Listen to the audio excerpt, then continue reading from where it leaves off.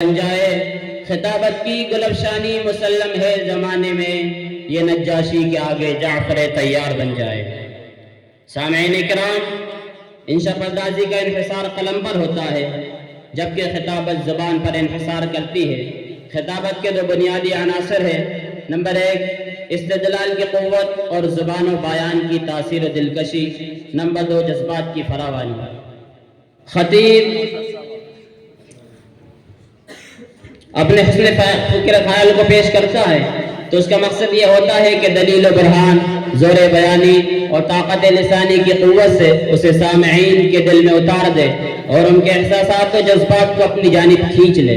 یہیں سے ایک مدرس، ایک فلسفی اور ایک خطیب کے درمیان امتیاز پیدا ہو جاتا ہے۔ ایک مدرس یا فلسفی استدلال کا سہارا لیتا ہے اور عقلوں کو مخاطب بناتا ہے، جبکہ خطیب سامعین کے جذبات میں تلاطم و تموج کی لہریں ابھارتا ہے۔ جو خطیب انسانی جذبات کو چھیڑ کر عمل پہ آمادہ نہ کر سکے، وہ کوئی مدرس یا فلسفی یا عالم ہوگا، خطیب نہ ہوگا۔ انسانی زندگی میں جب آراء و افکار کے اختلافات سامنے آتے ہیں تو مخالف عنصر کو قائل کرنے یا اس کے جذبات کو استدلال اور زور بیانی کی قوت سے اپیل کرنے کی کوشش کی جاتی ہے۔ یہیں سے خطابت جنم لیتی ہے۔ یہ انسان اور خطابت ہم عمر رہے ہیں۔ انبیاء علیہ السلام دنیا کے اول خطیب تھے۔ ان کی دعوت کا لب و لہجہ، ان کے صحائف کا اسلوب خطیبانہ تھا۔ عظیم انسانوں کی مصلحانہ کوششوں اور ان کی تعلیمات کا آہنگ بھی خطیبانہ رہا ہے۔ سامعین بزم، خطابت سے طلبہ میں بولنے کا سلیقہ پیدا ہوتا ہے۔ جو کچھ پڑھا ہے اس کو زبان سے ادا کرنا اور اس کو دوسروں تک پہنچانا ہماری ذمہ داری ہے، اور بلغوا عنی ولو آیا کا پیغام ہے۔ عام طور سے جو طلبہ دین سے بہراور ہوتے ہیں لیکن ان کے اندر خطابت کی صلاحیت نہ ہونے کی وجہ سے وہ گونگے بنے رہتے ہیں، ان کا پورا علم ان کے دل میں ہوتا ہے، ایسے گونگے مولوی اصلاح معاشرے کا عظیم کام انجام نہیں دے سکتے۔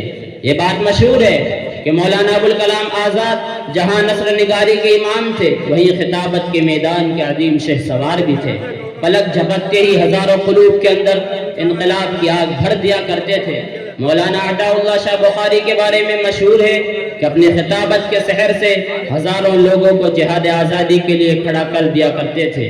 اور یہ بات بھی مشہور ہے کہ سب کے مربی، عظیم مصنف، عظیم داعی اور سابق ناظم نبلۃ العلماء حضرت مولانا ابوالحسن علی حسنی ندوی نے اپنے خطابت کے ذریعے ہزاروں قلوب کو دین سے وابستہ کر دیا اور دینی تنظیموں میں روح پھونک دی۔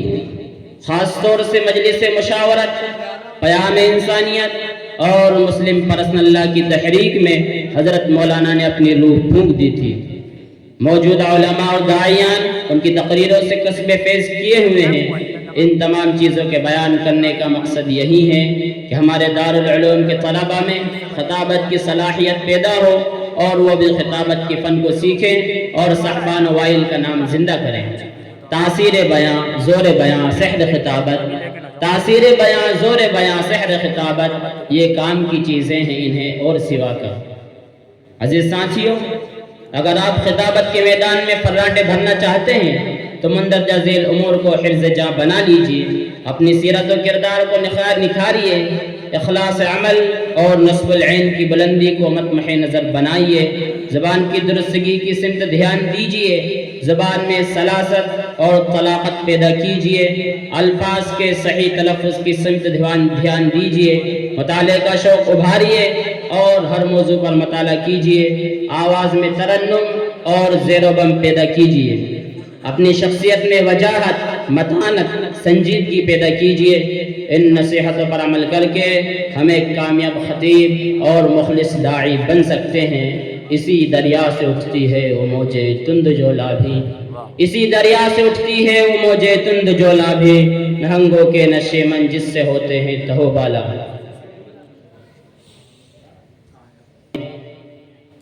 آج کی بزم میں 2 عنوان مقرر کیے گئے ہیں۔ درجات عالیہ کے لیے دور حاضر میں علماء کرام کی ذمہ داریاں، اور درجات ثانویہ کے لیے وہ معزز تھے زمانے میں مسلمان ہو کر اور ہم خوار ہوئے تارک قرآن ہو کر۔ دونوں ہی عنوان انتہائی اہم اور حساس ہیں، پہلا عنوان علماء کرام کی ذمہ داریوں کو اجاگر کر رہا ہے۔ معاشرے میں علماء کی حیثیت ریڑھ کی ہڈی کی سی ہے، صلاح و فلاح کی چکی انہی کے ارد گرد گھومتی ہے۔ علماء اگر اپنی ذمہ داریوں کو بحسن خوبی ادا کرتے ہیں تو انسانیت کی کھیتی سرسبز و شاداب ہو کر لہلہانے لگتی ہے، نیکیوں کی بہار آ جاتی ہے، ہر سو طاعات کا سما ہوتا ہے، معصیتیں منہ چھپا کر رخت سفر باندھنے پر مجبور ہو جاتی ہیں۔ تیری نظروں پہ ہے تہذیب و ترقی کا مدار، تیری نظروں پہ ہے تہذیب و ترقی کا مدار، تیری آغوش میں ہے گہوارہ نفس و کردار۔ دوسرے عنوان سے یہ ظاہر ہوتا ہے کہ قرآن مقدس ایک انقلابی کتاب ہے۔ عقائد، عبادات، معاملات اور معاشرت تمام شعبوں کی درستگی اسی کلام الہی سے ممکن ہے۔ قومیں جب قرآن سے وابستہ ہوتی ہیں تو رفعت قدم بوسی کرتی ہیں، اور جب قرآن سے منہ موڑا جاتا ہے تو ذلت مقدر بن جاتی ہے۔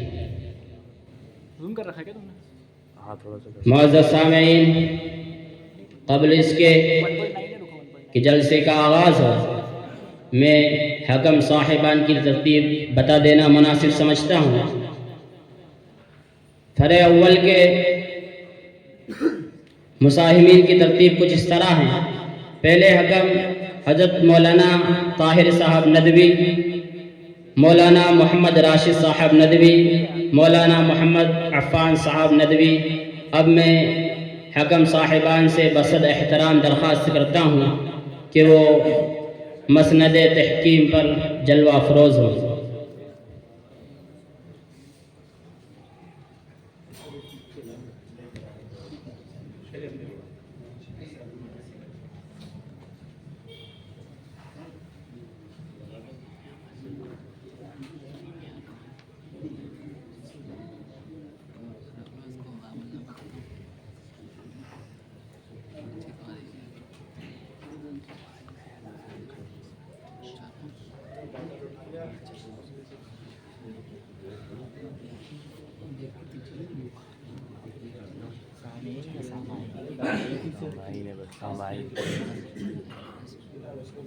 کسی کلاس والوں کی ہوگی نا